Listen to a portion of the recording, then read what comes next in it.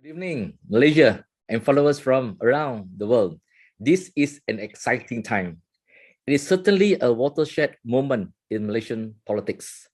The UNDI 18 initiative will be implemented by the end of the year, with the number of new voters aged between 18 to 20 set to be around 7.8 million, and that's a lot.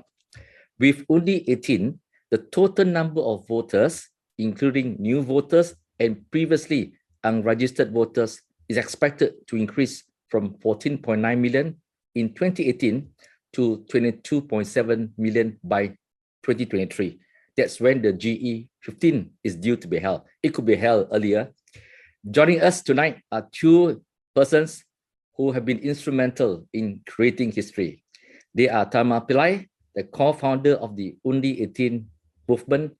He's an advocate for the empowerment of Malaysian youth.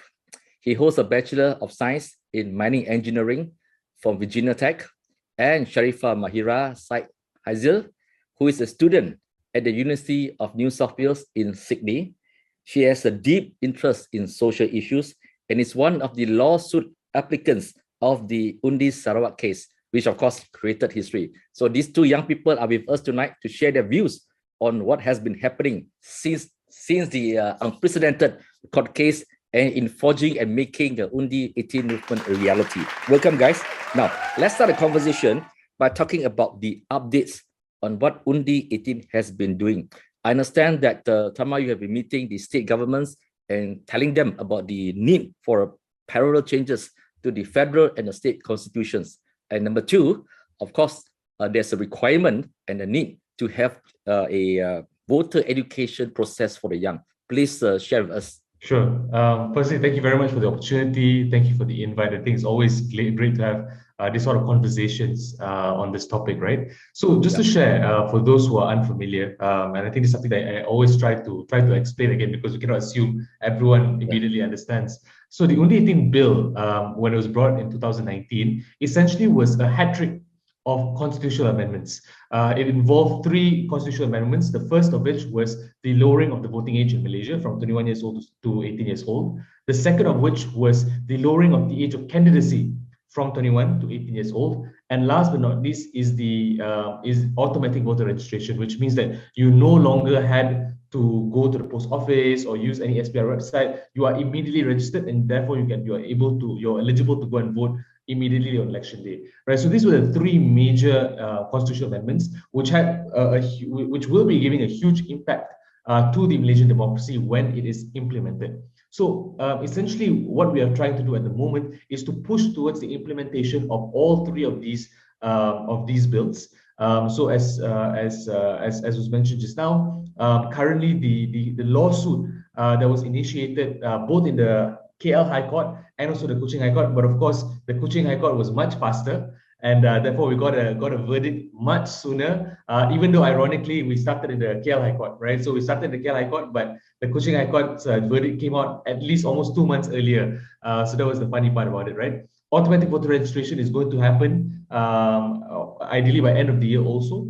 But I think that the process for lowering the age of candidacy is something that we have to work on, because essentially it has been implemented on a federal level, right? So at the moment, if there is a by-election, actually since Tanjung Piai by-election back in 2019, every 18, 19 or 20-year-old could actually be a candidate, but they could not vote for themselves, right? So from a federal level. However, on a state level, there needed to be a subsequent change in the Undang-Undang Tubuh Negeri, or the state constitution, in order for them to be or young people to compete as adults. So that's why we're trying to work together with state governments. So far, there are 6 remaining state governments that have not or have yet to amend their Undang-Undang Tubuh Negeri, which is Pahang, Kedah, Selangor, Negeri Sembilan, Johor, and Melaka. So these are the 6 states that we're trying to work with. Of course, we've already reached out to other states before, and they've already subsequently amended their constitution. But I think these are the 6 remaining states that we're trying to get them to do it, ideally before the end of the year. I think that's what we're trying to work towards. So that's the update for that. So in terms of voter education, I think that's something that's so important for us, because I believe in the concept that it's not just enough to give someone the right to vote. you have to be able to teach them to be able to vote responsibly, right? Because every right must come with the ability and the knowledge to utilize that right in the best manner possible, right? For example, freedom of speech must come with the responsibility that your speech means something, and therefore you must speak something with value and meaning, right? Your ability to be employed, your ability to be your right to your right to bodily autonomy, for example, right? All these rights have certain responsibilities, so similar to the right to vote. So for us, it's so important, I think, for us to go out and make sure that more young people are educated. And that's why we do a lot of programs, essentially, where we have Undi Sabah, Undi Sarawak, we have Seats for Democracy, we have Parliament Digital. Right now, we have a program called Dewan Muda Malaysia, where we have 222 young members of parliament, right? We like to call them the young berkhidmat of their kawasan, right? Where they're able to learn about leadership, learn about advocacy, and hopefully become future future leaders of Malaysia. But I think more than that, I think, and perhaps we can discuss this more, is that how can government start to work on both education? But I think I'll pass it back, and maybe I can elaborate further later on. Sharifah, what does it mean to you having taken this journey and having it completed in the first stage at the Sarawak High Court, and now that it will be implemented in December? What does it all mean to you personally and for the young people voters? Well, first of all, thank you so much for having me here today. Yes, it's a huge honor. I think it's when I wanted to become part of the process, I just didn't imagine. It's quite surreal to be a part of it all, and I'm very honored, and I'm grateful for all the work that the UNDI 18 and UNDI Sarawak team has been doing. And I'm also grateful for the ruling that the Kuching High Court that they implemented, because yes, it means a lot to us, and I just feel very honored to be a part of it all. Tharma, do you think it's a paradoxical irony that you have been fighting for reforms for a long time, and that it has to take a weak government and the resignation of Prime Minister Tan Sri Muhyiddin to speed track all these events? And in a very odd way, I had this feeling that the government was perhaps even trying to drag their feet in making this a reality. What's your take on this? For me, I think it is quite an interesting situation, right? It is quite ironic, I have to admit, right? But I'm also a big believer in this, that in every crisis there's an opportunity, right? And if you, as young people, or actually anyone out there who wants to make change, doesn't matter whether it's in politics, in advocacy, in business, right? There's always something that you can work towards within a crisis. So for us, I think we were quite fortunate that we managed to push this through consistently and make our voices loud enough that, when there is this sort of crisis of leadership, it seemed that there was a lot of external pressure. So they felt, okay, we have to get this through and get this implemented anyway, right? So I think that was where we sort of leveraged, and we were quite lucky from it. But I do think that that it is quite an interesting thing. Of course, ideally, it would have been nice for us to have that sort of clean process, right? Because by now it should have been implemented, because according to the previous timeline, the promise was to implement it by July of 2021, right? And it's already a couple of days before October, so you can see that even that was quite delayed. So yeah, but I think in the end, regardless of whichever government it is, for us fundamentally this should be a bipartisan issue, right? It's not something that is pro any side. So even though PH was in power, while this bill was being put through Parliament, but in the end we got 100% of votes, both in the Dewan Rakyat and also Dewan Negara. So which means that this is fundamentally a bipartisan bill for the sake of the youth of Malaysia. So it should not be seen as a political interest move. It should not be seen as a partisan agenda. In fact, UNDI 18, we're very happy, and we've consistently reached out to, worked with, had meetings with, and collaborations with people from all sides of the political divide. In fact, within UNDI 18 programs, we have people from all sides of the political divide, right? You're talking about GPS, UMNO, you're talking about DAP, PKR, everyone. That we have various members within UNDI 18 programs, right? So I think that's the kind of energy and the kind of commitment that we have towards the youth and towards bipartisanship.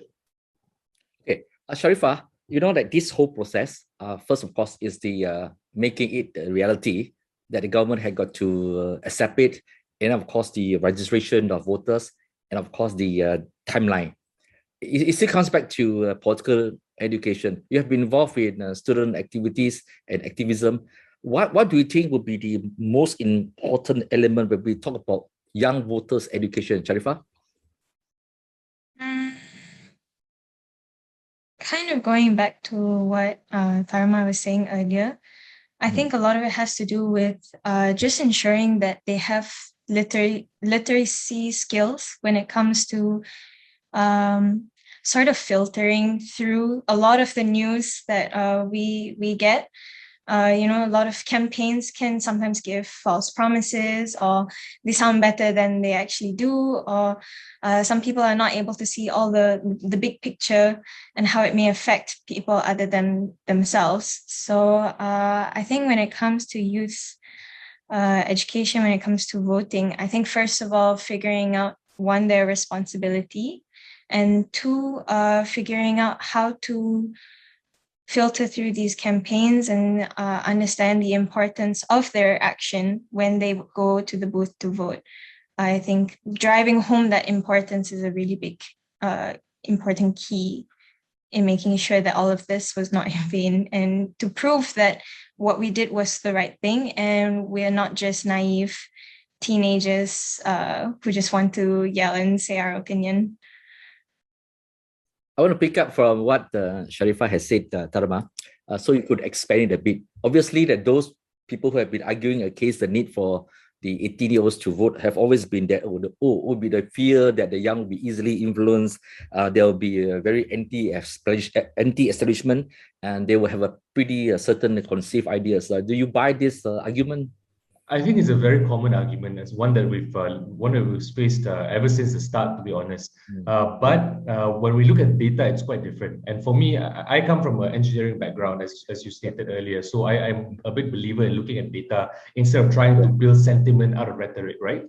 So for me, when you look at the data, it tells us something very clear, which is young voters are not too dissimilar or not too different from previous generations in terms of certain factors where their votes are very much still tied to factors such as race, religion, and also your geography, right? Or your demographics. So, for example, if you're an urbanite, you're a suburbanite, you're a rural person, you have different choices in terms of which organization or which political party that you tend to lean towards. So I think that part is quite similar in terms of the similarities between young people and also the older generation.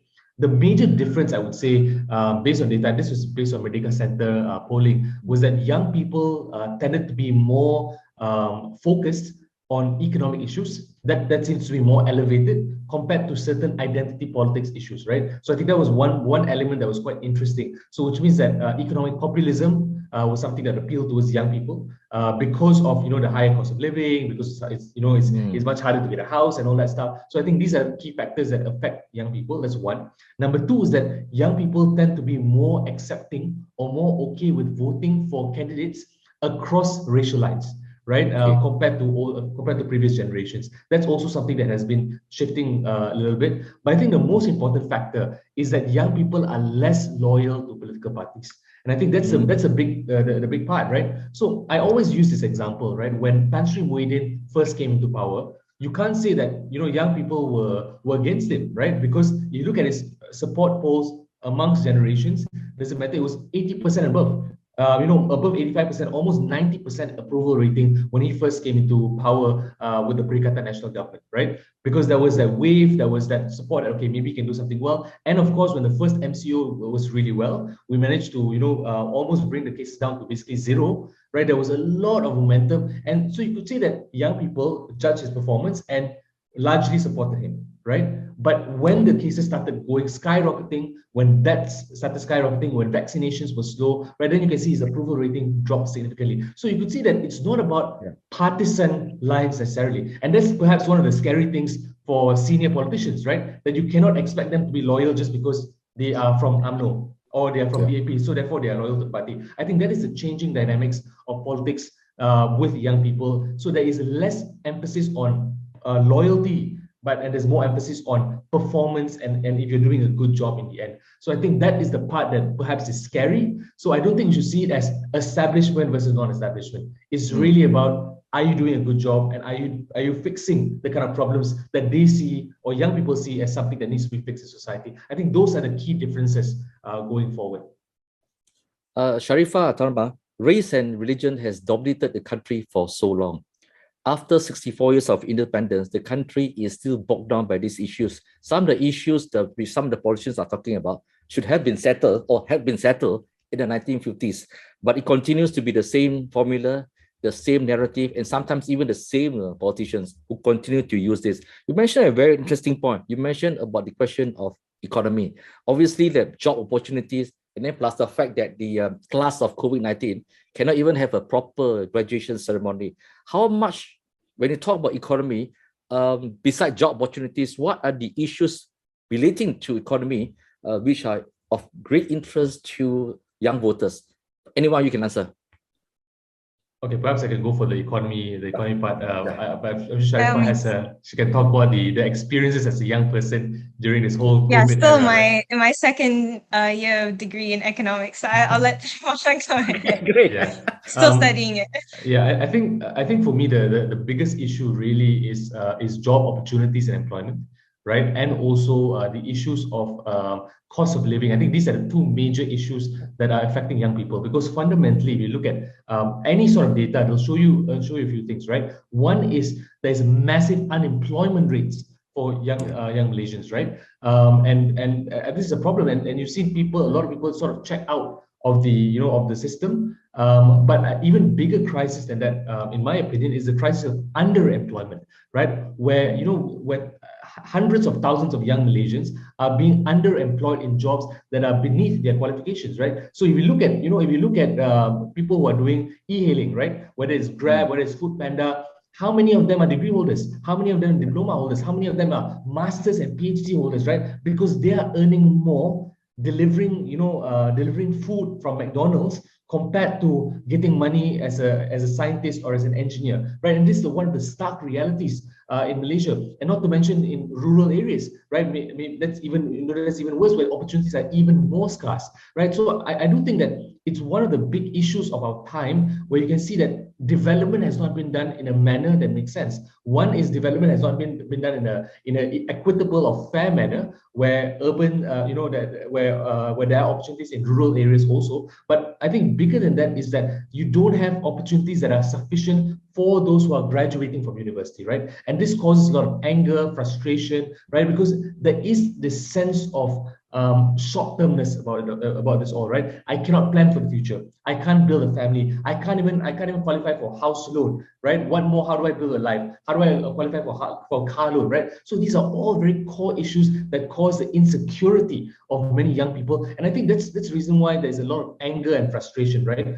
Regardless of racial demographics. So I do think that, honestly, that there needs to be a real serious look into this. And one of my big concerns is when it comes to the issue of economics, is that a lot of Malaysians don't understand how to think about these solutions, right? Because I think we are sort of a growing democracy, a maturing democracy. So I think our ability to understand these issues is still at a very basic stage. So we still identify and analyze these issues from a very racial lens, right? That okay, we want more policies for our race, we want more, ethnic-centric policies. But the reality is that if you look at policy making, that's not the things that will solve the problem. There is a sort of more structural change towards corporate structure, towards how our GLCs are being run. I think these are big questions that we need to ask outside of the of that platform of race. But of course, it's really quite complicated, right? And we need people to explain this to more people out there. So I think this is the challenge. But yeah, let me pass it to Sharifah over here. Yeah. Hang on, Sharifah, before you jump in, I just want to make a comment. I agree with Tharma. The Malaysia's problem is this: instead of finding ways to grow the pie, we're still at the stage of talking of who should have these little pieces of the pie. And I think that's a serious problem. And the growing employment issue is really serious, because a lot of graduates, people who are holding a postgraduate degree, even master's degree, are sometimes doing jobs that are meant for SPM level. So you find that the clock gets bigger and bigger. It doesn't help that the biggest employer in this country, the civil service, can no longer absorb students, graduates. So it's already a bloated civil service, and it can no longer take in the more graduates to work for the civil service. So these are really tipping point issues. Okay, Sharifah, back to you, please. Thank you. I think both of you mostly made the main points I was going to make. But one other thing I would just like to emphasize on further would be, yeah, the lack of opportunity for all the potential that we hold.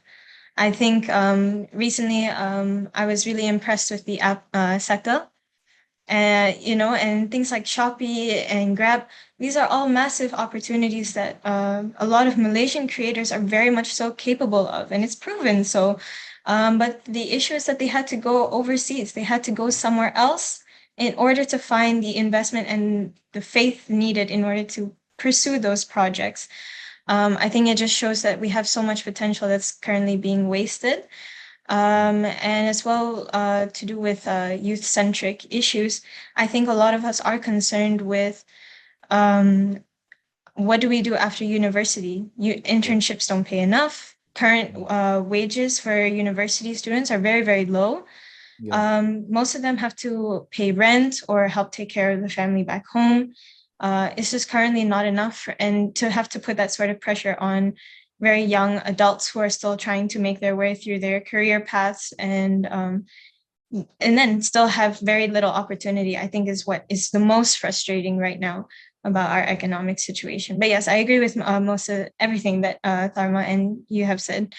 Furthermore, I think another big issue we've also been focused on is a lot of racial inequality, general inequity, and then also climate change. I think there's a lack of attention towards it, and there's a lot of anxiety because Malaysia is a very biodiverse country, and the fact that we have not been taking care of it and not been making use of the opportunities that we could if we did take care of it. I think these are all at the forefront of a lot of youth's minds rather than just solely focusing on race and religion.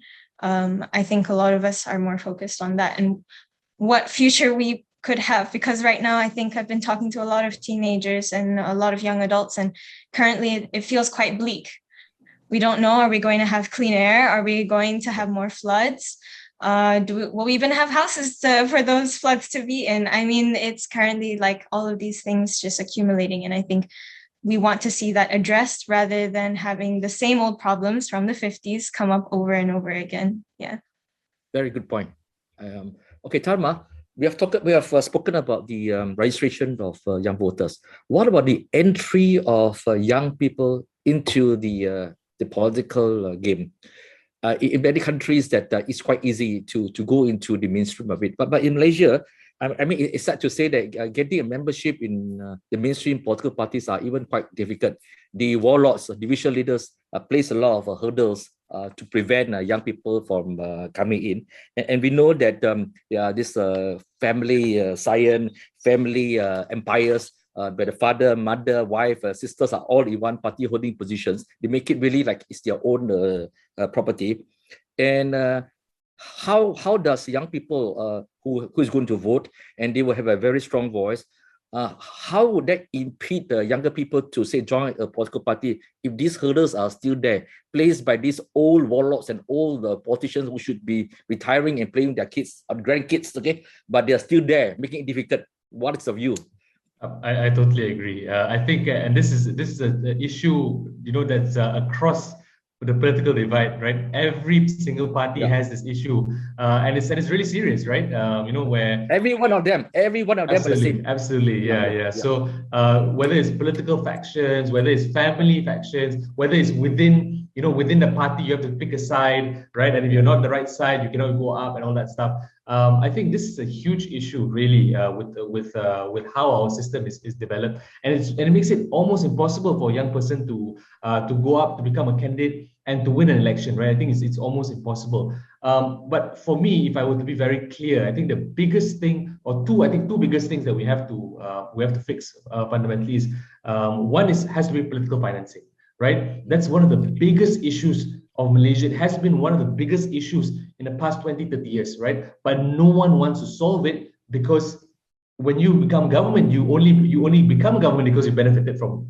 unfair political financing laws, right? So I think that's also one of the issues. So whether it was Barisan Nasional, whether it's PH, because even PH might be talking about it now, but when they were in power, there was not enough I guess energy or drive to sort of address political financing. Of course, with this current government, they're more focused on COVID and stuff like that, right? So you can see that this is one of the big issues. Why? Because it is an unfair playing field, right? When you have someone who has 20, 30 years of time, spent in politics, they're able to amass a huge amount of money, right? And this money is able, is used to buy support, to buy votes, sometimes, often immediately, to give out cash handouts on the ground, to be able to bribe, to be able to buy people over, right? These are all policies, and these are related to issues such as corruption, related to issues such as whether or not this is the right way to run politics. What is the role of a member of parliament? Are you just a welfare officer giving out cash?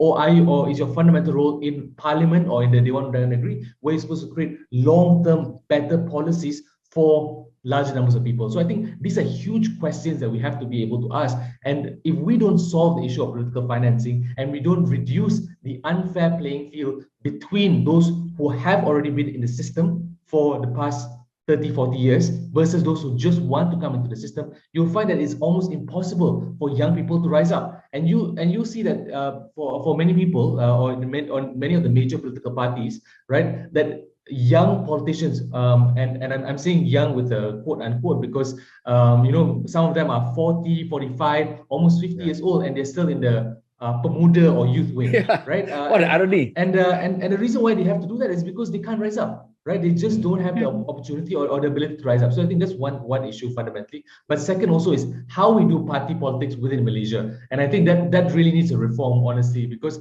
the model of having warlords, having division leaders is something that might have worked in the past, right? Especially when people are very fragmented, it's very difficult to do rural outreach. So you have to rely on these division leaders. But in a changing era, when you're able to communicate, effectively and quickly to people on the ground, and you're able to coordinate, even just through WhatsApp, right? You're able to coordinate much better. The role and the authority and how pivotal a division leader is less and less important, but they're still having a huge amount of power within party structures. However, in reality, using in modern era, is this party structure really that relevant and really that important to a party success? I would argue not so. So I think it's about parties being brave and being bold to try to figure out what are different solutions to solve this problem, to ensure that when they put out candidates, it is representative of the population, or at the very least, they can put the best people forward, not just those who have been in the system for the longest amount of time. Sharifah, that political funding and politics and corruption in Malaysia are somehow or another tied together. Political parties feels that there must be some money coming in, or else they can't run a party. As someone young like you, we know that in Malaysia, let's not beat around the bush. The corruption level is so obscene. Okay, that we have come to a point where some people may say that it's already a culture and so entrenched. It's so really sickening. What is your take on corruption in this country?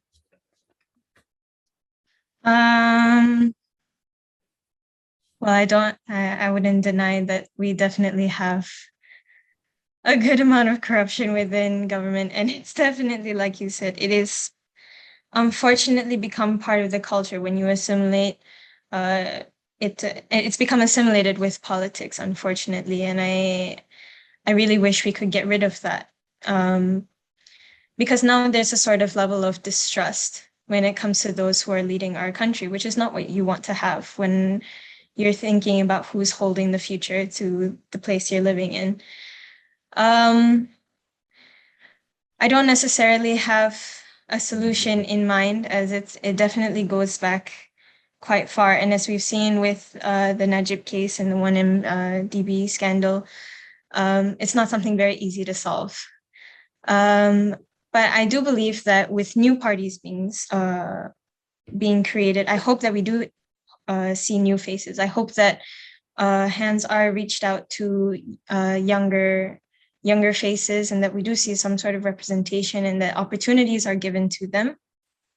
Currently, I think there's a lot of stigma against younger leaders under the notion that they're not competent enough and they're not taken seriously.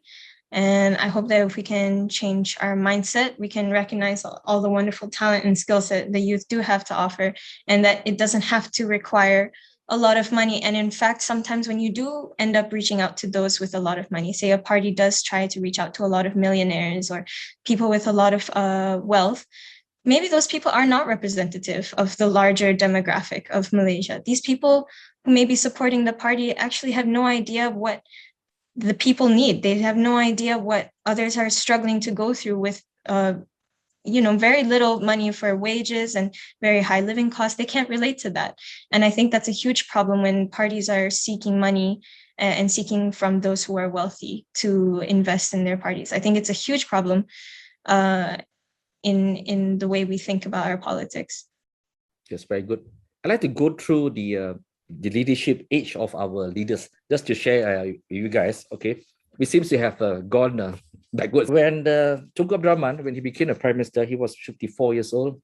Tun Abdul Razak, 48 years old. Tun Hussein On, 54. Then Tun Dr. Mahathir the first time, he was 56. And then he went, the second round was 93. Okay, and Tun Abdullah Ahmad Badai, 64. Then Najib, 56. Ismail Sabri Yaakob, 61. So they started off around in their 50s, then it went on to the 60s, and then soon 93. But when we look at, and we all know about this, but I just want to say it here, Jacinta Ardern of New Zealand, when he became prime minister, he was 37. Sebastian Kurz of Austria, 35. And I mean, this is a crazy comparison, but North Korea, Kim Jong-un is now 38. Okay. And Sama Korea, the prime minister of Finland, 36. So they're in their 30s. I think even for me, I'm 60 years old, I really cannot stomach having a prime minister who is already a grandfather. Okay. As a father, maybe yes, okay. But some of them have become great grandfather. So it is really hard to stomach. As youth leaders, how much of these old leaders are representative, or do they even understand the aspiration and voice of the young people? And second question here is that, do you see more young politicians emerging or contesting in the coming general election? Okay, I can take a stab at this. I think for me, fundamentally is that I don't necessarily think that having young leaders is and of itself is, will be your magic bullet and solve everything, right? But I do think, as you rightly pointed out, right, that one of the issues that we have is not just that, these people are from a much older generation, but a lot of their principles, policies, and perspectives are fundamentally rooted in ideologies, perspectives, and environment that are 50, 60 years ago, right? That's why they are the Merdeka generation, right? In a way, so many of those who are contesting for leadership at the moment, right? So these were people who have been involved for the entire process for such a long time. So I do think that this is one of the issues where it's not necessarily their age itself, but their perspectives and what are they bringing to the table, right? And which is why it's so difficult for them to be able to create certain policies that make more sense, because in the end they are pandering to a specific demographic. They are pandering to people who are normalized or used to those ideas. And when you have a changing world, a globalized world, right? I give you a very good example that's been happening in the past few days, right? This whole issue of Bumiputra equity, and for me, I'm definitely not against empowering the Bumiputra community, right? Because in the end, they are the majority in Malaysia, and if you want to make sure that Malaysians as a whole are wealthier, right, then you also have to empower this community. So that's a basic principle. But when you look at equity and you do limitations on equity, and especially in a globalized world, that means that a lot of people might have a capital flight, right? So they go off to other countries and they decide, you know what, I don't like this capital limitations and and requirements. So therefore, I go to a more friendly country, right? So then you have one source of loss of that. Second is that you have foreign investors that might not be able to invest in local companies and therefore help them grow. I think these are really core elements where we sort of miss out on. And fundamentally, that's something that I think the current crop of leadership doesn't understand, where their perspectives is based on an old version of the world, but it's not yet adapted. So why we call for younger leaders, I think, is really because we need fresh faces who are able to bring a different perspective and able to solve our current problems based on the world that they have grown up in, right? A more digital world, a world that is more global, a world that is more diverse. I think these are core ideas. I do think that there are more leaders, more young leaders also coming up, especially with parties like Muda. I think there are many key faces within the like let's say each political party. But the question really is that which party does provide a platform and an opportunity for young people, right? For me, I think that's one of the big issues that we're seeing at the moment, where it's really, I think, only the younger or newer parties that are more open to giving platforms to young leadership, whereas the more senior and the more established parties, the one with more richer history, all tend to just prioritize those who are at the minimum 40, 50, and 60 and above, right? So I do think that's the fundamental issue. So I think that there is a lot of interest from young people to be involved, but whether the system is allowing them to be involved and have a voice, I think that's a different matter altogether. And it goes back to what we discussed earlier about financing and also political parties itself. Tharma, one of the problems of having older leaders is that while they may have the wisdom and the experience, there's always this baggage that they carry. So for us, like my case, I was in year 2, standard 2, when the 1969 racial riots took place. It was very, I could remember some of it, but I suppose I was there too young to understand. And now I'm 60 years old. So when politicians talk about racial riots and race, it doesn't resonate with young people. And there's always this tendency sometimes to hide behind issues, protectionist issues, because that it goes down to race and religion, because that is where they grow up. So the mind is like that. Even when Dr. Mahathir became the prime minister for the second time, he was already talking about formula, which was used in the 80s when he was prime minister. Because I went through him, he was my prime minister for 22 years. I know him. I cover him as a journalist. I travel around the world with him. When he became the prime minister, and when he was talking about issues which we had gone through, this was the formulas of the 80s. It wouldn't be applicable now. So that's the problem there. When you look at the New Zealand Prime Minister Jacinta, even though she's young, but when the shooting of the Muslims in the mosque took place, she handled it so well. She reached out to the Muslim community, the minority, to assure them that, look, this is not what New Zealand is all about. She reflected her maturity, even though she's young. So I felt that this is what a refreshing angle is what they want. Coming back to you, Tharma, you mentioned about the proposed 51% ownership of the logistics company. When I read through it, I also found that, again, people are looking at not enlarging the pie, but trying to still talk about the small pie. I just want to share with you, because I've been doing a research on this issue for a while, and I thought that I take this opportunity to share with viewers. This is where our problem is, and politicians are not looking at the big picture. Okay, Malaysia ranks 41 of the 160 countries in the World Bank's Logistics Performance Index. World Bank, okay? We have suffered a drop from 25 in 2014. Then we went down to 32 in 2016. And we have been overtaken by Vietnam. And of course, Singapore. Singapore, we know they are top, but we have been overtaken by Thailand and Vietnam. So the question here is, look, we are dropping. And by right, we all should be putting our heads together and say that, look, how do we climb up the index? But here we are not looking at the big picture. We are looking again at this small pie instead of growing. And I think these are issues which hinders the progress of this country. Sharifah, coming back to Tharma's question, we have this double jeopardy. Very hard for young politicians to contest because of the hindrance, and that Muda is still not registered. And political parties do not want young people to come in.